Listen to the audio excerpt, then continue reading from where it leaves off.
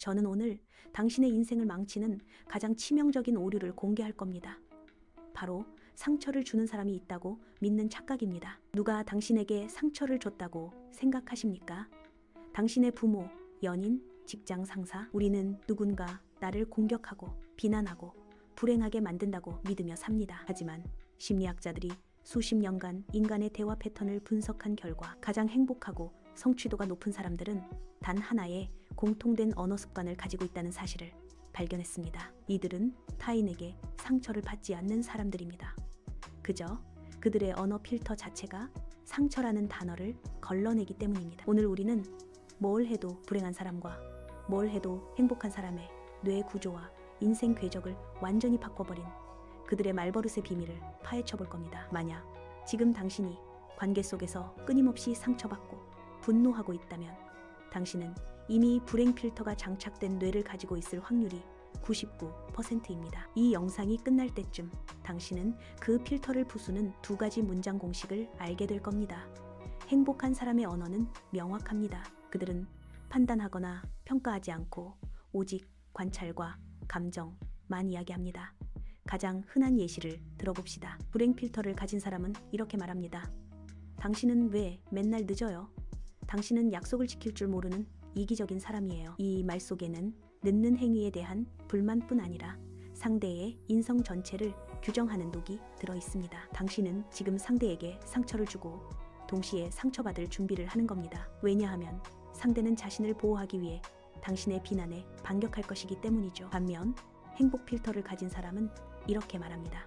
당신이 30분 늦어서 나는 걱정했고 조금 초조했어요. 나는 당신과 정확한 시간에 만나기를 바라요. 그들은 판단이 아닌 관찰된 사실, 30분 지각과 그로 인해 발생한 자신의 감정, 걱정, 초조를 말하고 있습니다. 그리고 마지막에는 그들이 원하는 것 부탁을 명확하게 전달합니다.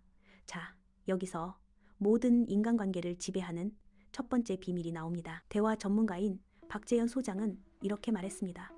인간의 모든 말은 부탁 아니면 감사다. 이 통찰은 엄청난 힘을 가집니다. 당신이 세상의 모든 말을 이 두 가지 필터로 해석할 수 있다면 당신을 공격하는 말은 세상에 존재하지 않게 됩니다. 가령 배우자가 당신에게 짜증 섞인 목소리로 당신은 집에서 아무것도 안 해 라고 소리쳤다고 가정합시다. 불행 필터는 즉시 이 말을 나에 대한 비난으로 해석하고 반격합니다.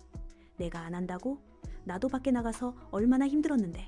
싸움 시작. 하지만 부탁 감사 필터를 장착하면 이 말은 다르게 해석됩니다. 당신은 집에서 아무것도 안 해. 이 말은 사실 상대방이 지금 지쳐 있다는 감정의 표출이며 숨겨진 부탁인 겁니다. 진짜 속마음은 이렇습니다. 나 지금 너무 힘들어서 도움이 필요해. 당신이 나를 좀 도와주면 좋겠어. 이 통찰을 이해하지 못하면 우리는 평생 상대방의 말을 왜곡된 비난으로 듣고 방어하기 위해 에너지를 낭비합니다. 그러나 행복한 사람들은 상대방의 짜증과 분노 뒤에 숨겨진 도움 요청 부탁으로 정확히 읽어냅니다. 그리고 대화의 방향을 싸움이 아닌 문제 해결로 돌립니다. 이것이 바로 행복한 사람들이 불필요한 에너지를 낭비하지 않는 첫 번째 비밀입니다. 자, 이제 불행한 사람들이 가진 언어 습관의 패턴을 좀 더 깊게 들여다보겠습니다. 불행한 사람들은 습관적으로 때문에 라는 언어를 사용합니다. 내가 부모님 때문에 이 모양이 꼴이다. 회사가 나를 제대로 대우해주지 않기 때문에 나는 불행하다. 너 때문에 내 기분이 상했어. 이 때문에 프레임은 모든 책임을 외부 환경이나 타인에게 전가합니다. 그 순간 그들은 스스로를 무력하고 통제력이 없는 피해자로 규정합니다. 피해자의 언어는 결국 불만과 비난으로 가득 찰 수밖에 없습니다. 이들은 타인이 자신의 기준에 맞게 행동해주기를 끊임없이 요구합니다. 하지만 그 요구가 충족되지 않으면 그들은 좌절하고 요구를 충족시키지 못한 타인을 비난합니다. 반대로 행복한 사람들은 때문에라는 언어를 극도로 경계합니다. 그들은 대신 에도 불구하고 라는 언어를 사용합니다. 상황이 이럼에도 불구하고 나는 이 일을 시도해 볼 수 있다. 내가 지금 좌절감을 느낌에도 불구하고 나는 이 감정을 관찰하고 다음 단계로 나아갈 것이다. 이러한 언어의 선택이 왜 그렇게 중요할까요? 여기에는 죽음학까지 끌어와야 설명이 가능한 심오한 통찰이 숨겨져 있습니다. 죽음학에는 두 가지 핵심 명제가 있습니다. 인간은 한계성, 과 유한성을 가진 존재라는 겁니다. 쉽게 말해 우리에게 주어진 시간, 자원, 심지어 우리의 감정 에너지까지 모든 것은 한정되어 있다는 사실을 인식해야 합니다. 행복한 사람들은 이 명제를 본능적으로 알고 있습니다.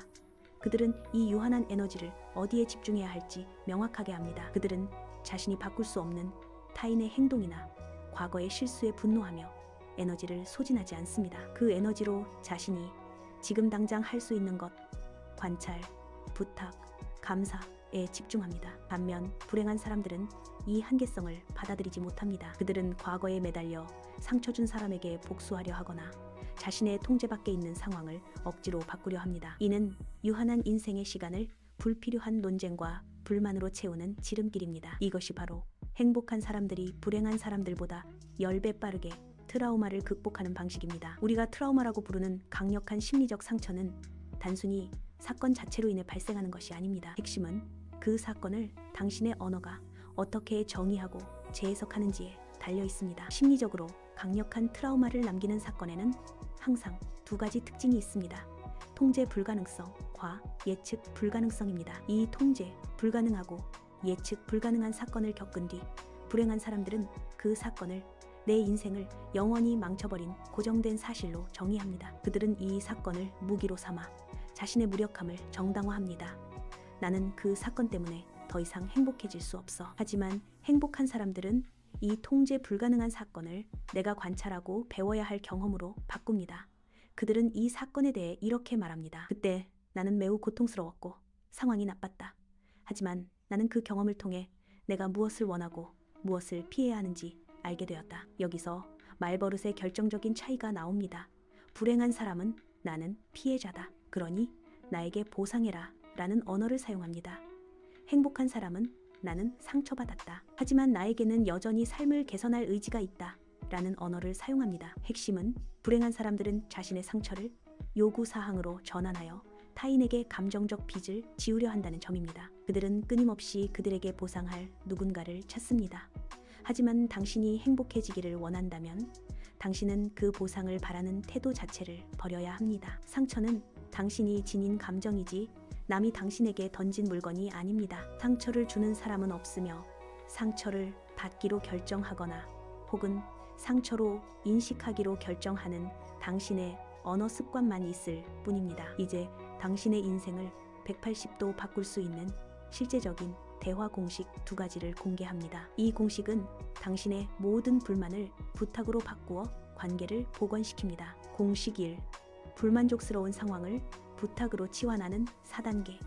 언어 공식, 관찰, 감정, 필요, 부탁. 이 공식은 당신이 비난이나 평가 없이 상대에게 당신의 필요를 정확히 전달할 수 있게 해줍니다. 1단계, 관찰, 비판 없이 사실만을 말한다. 예.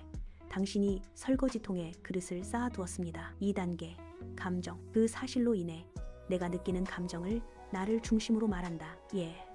나는 설거지통이 가득 차 있는 것을 볼 때 매우 지치고 힘든 기분이 듭니다. 3단계, 필요. 내가 정말로 원하는 것이 무엇인지 명확히 한다. 예. 나는 우리 집이 깨끗하게 정리되기를 바랍니다. 4단계, 부탁. 상대방이 구체적으로 할 수 있는 행동을 요청한다. 단, 명령이 아닌 부탁의 형태. 예. 당신이 식사 후 30분 이내에 설거지를 해주실 수 있을까요? 이 공식은 기존의 당신은 왜 이렇게 게을러? 라는 비난 대신 나는 지치는 기분이 드니 당신이 30분 내에 설거지를 해주시면 좋겠어요. 라는 명확한 부탁으로 치환합니다. 행복한 사람들은 항상 이 4단계를 거쳐 대화합니다. 그들은 자신의 필요를 해결하기 위해 노력할 뿐 상대방을 징벌하려 하지 않습니다. 공식 2. 모든 부정적인 언어 습관을 감사로 재해석하는 필터. 이것은 자기 자신과의 대화에 적용하는 마법의 필터입니다. 불행한 사람들은 항상 스스로를 깎아내립니다. 나는 이것도 못하고 저것도 못하는 바보야. 하지만 행복 필터를 가진 사람들은 실패를 감사의 기회로 바꿉니다. 이번 프로젝트에서 실패했다. 관찰. 나는 지금 매우 창피하고 좌절감을 느낀다. 감정 첨하지만 이 실패 덕분에 나는 다음번에는 이 부분을 보완해야 한다는 중요한 사실을 배웠다. 감사, 실패, 고통, 상실. 이 모든 경험은 결국 당신의 삶을 더 나은 방향으로 이끌어주는 수업료입니다. 수업을 들었으니 감사를 표현하고 다음 단계로 나아가는 겁니다. 불행한 사람은 수업료를 내고도 수업 내용을 불평하는데 평생을 바칩니다. 기억하십시오. 당신의 언어는 단순한 소통의 도구가 아닙니다.